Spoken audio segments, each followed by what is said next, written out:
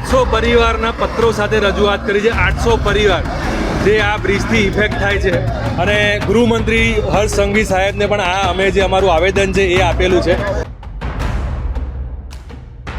50 મીટરના રોડ પર રોડ 21 મીટરથી બી નાનો છે, જે એન્જિનિયર સાહેબે ખુદ એને એક્સેપ્ટ કર્યું છે, તો શાના માટે આટલી જીત છે?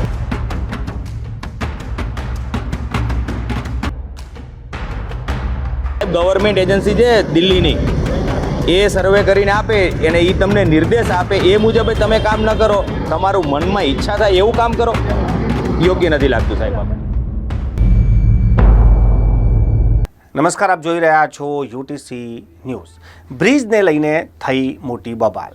સ્થાનિકો દ્વારા બ્રિજ બનવાના પહેલાં જ બ્રિજ ના બનવો જોઈએ અને આ બ્રિજની કોઈ જરૂરત નથી તેવા બેનર પોસ્ટર સાથે મેદાનમાં ઉતરી ગયા છે, વિરોધ કરી રહ્યા છે। આ ઘટના છે વડોદરાના વાસના રોડની।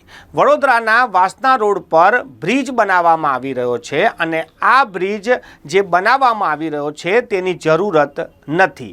ત્યાંના સ્થાનિકોએ આ મામલે 800 લોકોની સહમતિ પત્ર પણ વડાપ્રધાન અને મુખ્યપ્રધાનને પોસ્ટ મારફતે મોકલી હતી। વડોદરા મહાનગરપાલિકાના સિટી એન્જિનિયર સાથે પણ બેઠક કરી હતી અને આ બેઠકમાં સ્થાનીય ધારાસભ્ય ચેતન્ય દેસાઈ પણ મોજૂદ હતા।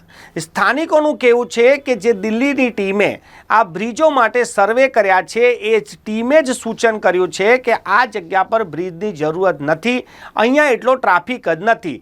તે છતાં પણ વડોદરા મહાનગરપાલિકા અહીંયા બ્રિજ કેમ બનાવી રહી છે તે સમજાતું નથી। સ્થાનિકોનો ગંભીર આરોપ છે કે આ બ્રિજ બનાવવા પાછળ જનતાની સુવિધા નહીં પરંતુ કોન્ટ્રાક્ટરોને મોટો લાભ કરાવવાની યોજના છે।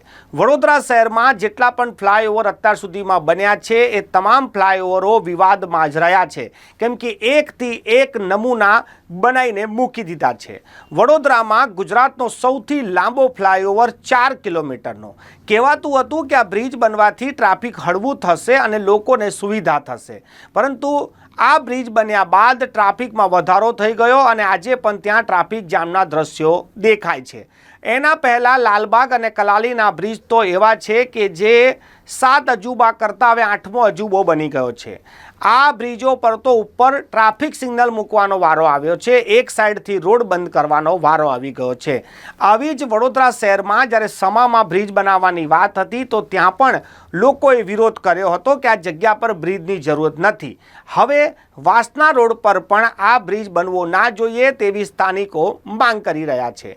એક તરફ કોઈ પણ શહેરમાં જ્યારે ફ્લાયઓવર બનતા હોય, વિકાસ કે ડેવલપમેન્ટ થતું હોય તો લોકો ખુશ થાય છે કે શહેરમાં કોઈ વિકાસ થઈ રહ્યો છે, તો પછી વડોદરામાં આ સ્થાનિકો આટલો વિરોધ કેમ કરી રહ્યા છે?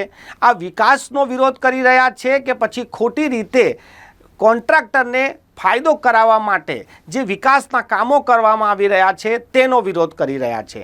આ તો ત્યાંના સ્થાનિકો જાણે અને વડોદરાના સત્તાધીશો જાણે, પરંતુ સવાલ એ ઊભો થાય છે કે વડોદરા શહેરમાં જ્યારે પણ કોઈ બ્રિજની વાત આવે તો આવો ઉગ્ર વિરોધ કેમ થાય છે?